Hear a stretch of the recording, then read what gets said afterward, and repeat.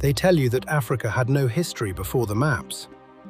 They tell you that our giants were just folklore. But ask the elders of the Kele tribe, deep in the heart of the Congo Basin. Ask them about the day the sky didn't just rain, it wept.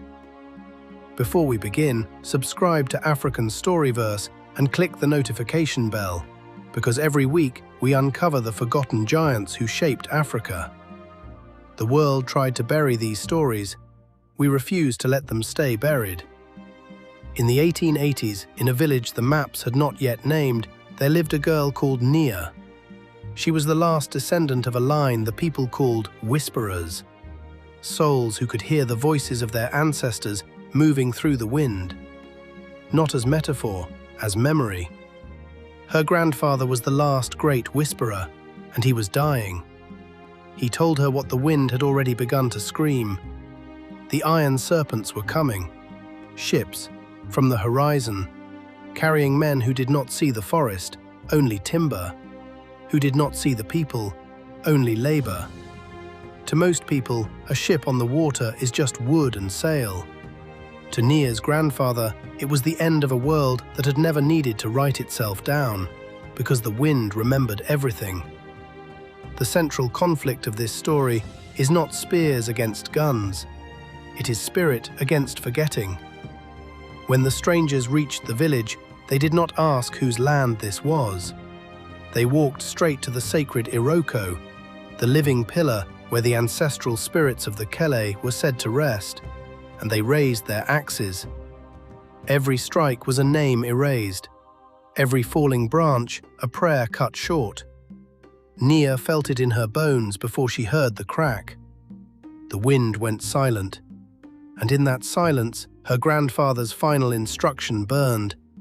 Go to the water, meet the ancestor of the deep, or our people will become a story only the conquerors are allowed to tell. But here's the surprising truth. The weapon that would save her people would not be a storm, not a flood, not a curse. It would be a song, and it would cost her everything. At dusk, Nia walked into the river. The water was cold, the same cold that rode in on the ships, the cold of a world that measured worth in cargo.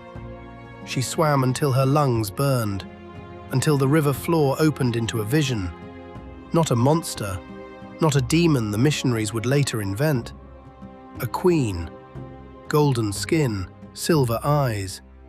A forgotten deity of the lake, older than the maps, older than the flags, older than the lie that Africa had no gods worth fearing. The queen offered Nia a choice. I can fight them with storms, but they will call it madness. I can flood them, but they will call it nature. Or, I can give you a song so sad it will make them forget why they came. Most rulers searched for larger armies, but one girl searched for something no army could destroy. Nia chose the song. If this story is already gripping you, take 1 second, like this video and subscribe.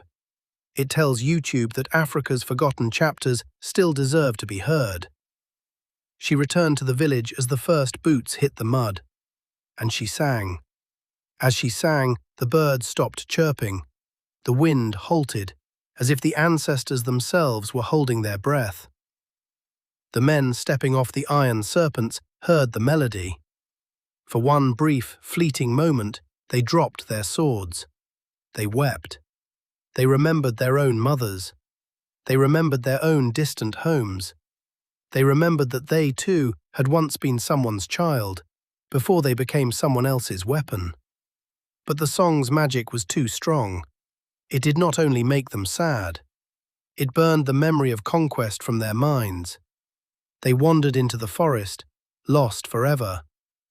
To most people, it would look like desertion. To the Kele, it was the sky finally answering. But every miracle in Africa's buried history carries a price the textbooks never print. The song cost Nia her voice. Forever. She became mute. The village was saved, for a generation. Children grew, language lived, the wind learned new names, and the men who had wandered off, They were found years later by other colonizers, and this time they came with fire.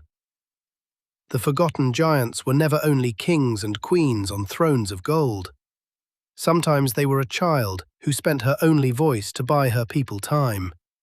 Time to survive, time to remember, time to carry the stories forward until someone, someday, would be ready to tell them again.